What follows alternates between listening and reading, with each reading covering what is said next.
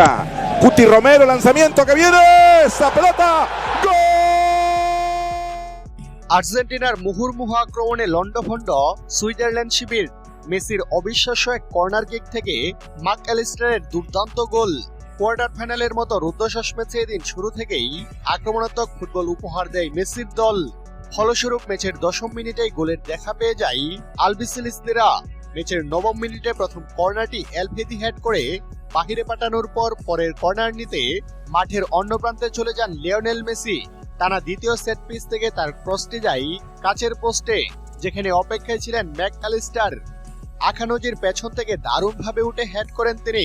তার নিখুঁত হেডে পরাস্ত হন সুইজারল্যান্ডের গোলকিপার গ্রেগর কোবেল। তাতেই ম্যাচের প্রথম গোলের দেখা পেয়ে যায় আর্জেন্টিনা। সঙ্গে সঙ্গে উল্লাসে ফেটে পড়ে ফুটবলাররা সহ গ্যালারিতে থাকা আর্জেন্টাইন সমর্থকেরা। অবিশ্বাস্য গোল অ্যালেক্সিস ম্যাকঅ্যালিস্টার। দর্শক, ম্যাচের 9তম মিনিটের মাথায় অ্যালেক্সিস ম্যাকঅ্যালিস্টারের দুর্দান্ত গোলে এগিয়ে আর্জেন্টিনা। দর্শক, বিশ্বকাপের কোয়ার্টার ফাইনালের হাই ভোল্টেজ ম্যাচ চলছে আর্জেন্টিনা বনাম সুইজারল্যান্ডের। ম্যাচের শুরু থেকে বল নিজেদের দখলে রেখে খেলতে থাকে আর্জেন্টিনা। ফলস্বরূপ ম্যাচের শুরুতেই পেয়ে গেল দুর্দান্ত গোলের দেখা। দর্শক, ম্যাচের 8তম মিনিটের মাথায় গোল পেতে বসেছিল আর্জেন্টিনা, যেখানে লিওনেল মেসি অ্যালেক্সিস ম্যাকঅ্যালিস্টারকে ডিবক্সের বাইরে এই জায়গাতে একটা বল বাড়িয়ে নেন।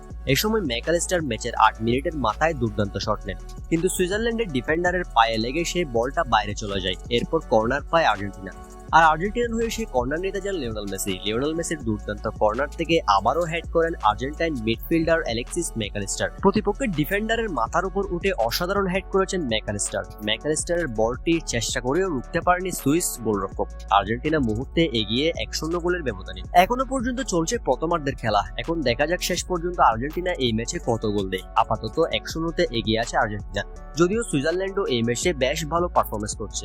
দেখা যাক শেষ পর্যন্ত কি হয়।